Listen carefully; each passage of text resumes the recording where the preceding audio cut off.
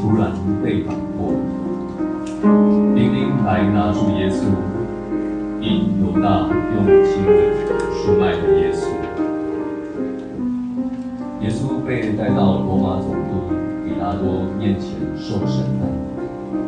比拉多因着受祭司长和长老们煽动的愤怒群众催逼压力下，就将耶稣判处钉十字架的酷刑。有两个犯人同时和耶稣一同被钉在十字架上，一个在他右边，一个在他左边。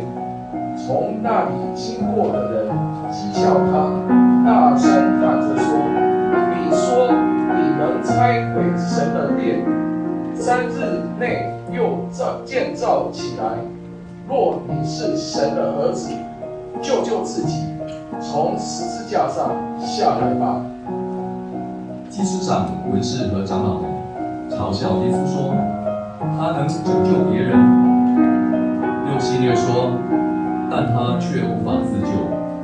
他曾说：‘我是神的儿子，就让神来救他吧。’如果他现在就从十字架上下来，我们就都相信他。”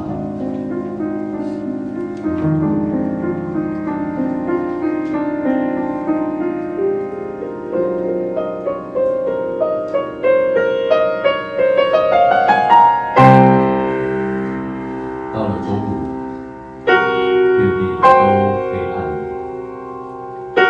直到下午3点钟，店里的幔子从当中裂为2半。耶稣喊着说：“父啊，我将我的灵魂交在你手里。”说了这话，气就断了。